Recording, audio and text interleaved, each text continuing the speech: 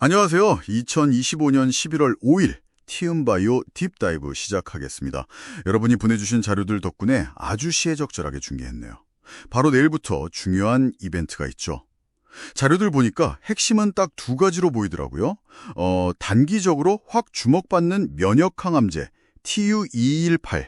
네, 그거랑 또 하나가 있죠. 맞아요. 그리고 회사의 좀 더 긴 그림, 중장기 가치를 봐야 하는 자궁 내막증 치료제 TU2670, 메리골릭스라고도 하고요.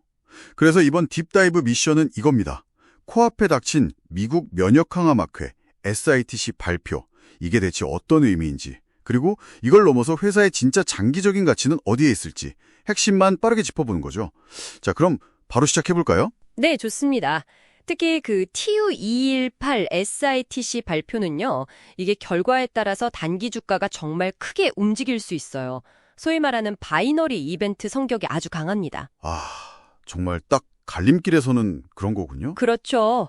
그런데 동시에 이 회사의 본질적인 가치는 결국 TU2670의 글로벌 기술 이전 LO에 달려있다고 봐야 하거든요. 네네. 이 두 개를 단기랑 중장기 관점으로 딱 나눠서 보는 게 이번 딥다이브에서 제일 중요할 것 같습니다. 알겠습니다. 그럼 먼저 제일 뜨거운 감자 TU218부터 얘기 나눠보죠. 이게 왜 이렇게 중요하게 된 건가요? TU2218은요, 기존 면역항암제 있잖아요. 대표적으로 키트로다. 네, 키트로다요. 네, 그 약의 효과를 더 끌어올리려고 만든 약이에요. 먹는 약이고요. 경구용이죠. 먹는 약. 네, 그 암세포 주변 환경, 이걸 이제 종양 미세 환경이라고 하는데, 여기서 암세포가 면역세포 공격을 막으려고 물질들을 뿜어내요. TGF 베타랑 VEGF 같은 거요. 약간 보호막 같은 거군요. 맞습니다. 일종의 보호막이죠. TU218은 바로 이 두 가지 성분을 동시에 억제해주는 거예요. 동시에요? 네. 그래서 키트루다가 암세포를 더 효과적으로 공격할 수 있게 길을 터주는 역할을 하는 거죠. 그렇군요. 작년 ASCO 학회에서 데이터가 좋았다는 얘기가 있던데 그게 이번 기대치의 기준선이 된 건가요? 정확합니다. 작년 ASCO 2024에서 임상 1비상 결과가 나왔는데 특히 권장 용량 그룹에서 ORR, 그러니까 객관적 반응률이 40%가 나왔어요. 이게 꽤 인상적이었거든요. 40%요? 네. 그래서 이 40%가 이제 시장의 최소 기대치, 기준선이 딱 된 거죠. 아하. 이번 SITC에서는 이제 환자 수를 더 늘려서 진행한 임상 2예상 중간 데이터가 처음 나오는 건데요. 여기서 포인트는 명확해요. 과연 ORR 40%를 넘을 거냐? 이거죠. 그 결과에 따라서 시나리오가 진짜 극과 극으로 나뉜다는 분석이 재밌던데요? 맞아요. 그래서 바이너리 이벤트라고 하는 건데요. 만약 데이터가 기대를 확 뛰어넘는다. 예를 들어서 ORR이 45% 이상 나온다. 네. 이러면 단기적으로 주가가 크게 오르고 글로벌 기술 이전 기대감도 확 커질 수 있겠죠. 이게 불케이스 시나리오고요. 네, 가장 좋은 경우군요. 그렇죠. 근데 만약에 기대치 수준, ORR 한 38%에서 42% 정도? 여기에 머물거나 아니면 오히려 더 낮게 나오거나 35% 미만이라든지.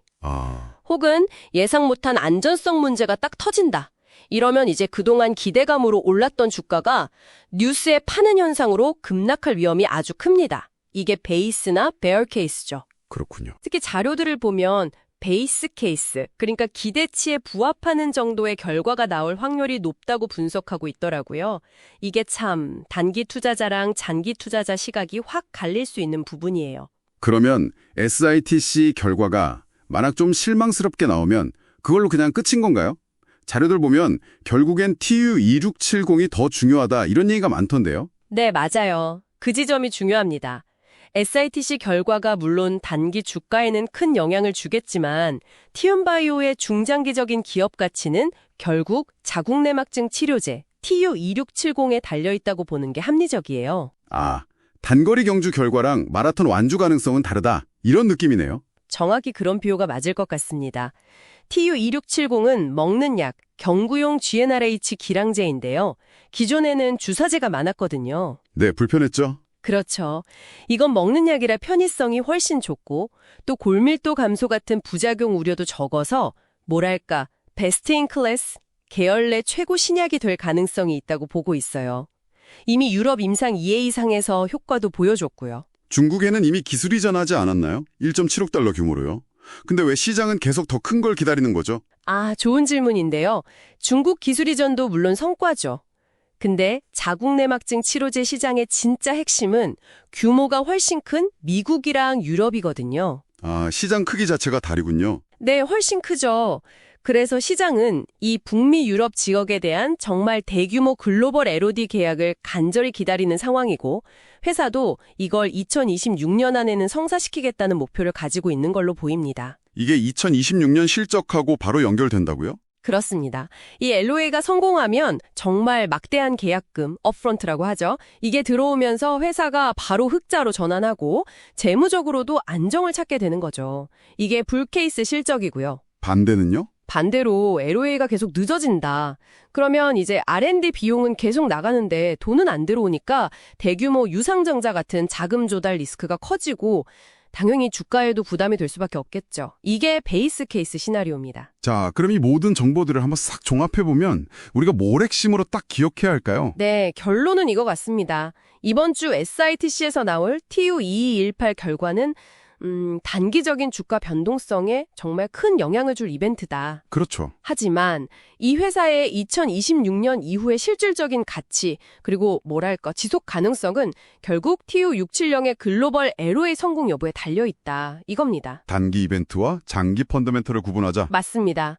TU2218은 단거리 전력 질주 결과 발표 같은 거고 TU670은 마라톤 완주 가능성을 보는 척도라고 할 수 있죠. 티움바이오의 승부수는 결국 이 둘 중 하나 혹은 둘 다 성공하는 데 달려있는 셈이에요. 하나가 좀 삐끗해도 다른 하나가 받쳐줄 수 있느냐 이게 중요하겠죠. 그래서 만약에 SITC 결과가 좀 안 좋아서 단기 주가가 빠진다 해도요.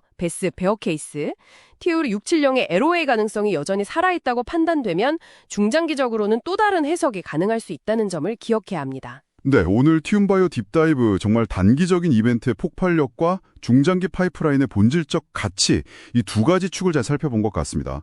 내일부터 SITC 결과가 어떻게 나오든 여러분은 이제 그 숫자 너머의 의미를 좀 더 깊게 보실 수 있을 거예요. 특히 바이오 기업 투자는요. 이런 임상 결과 발표 같은 개별 이벤트랑 회사가 가진 기술 플랫폼이나 핵심 파이프라인의 본질적인 가치 사이의 관계를 잘 이해하는 게 정말 중요하죠.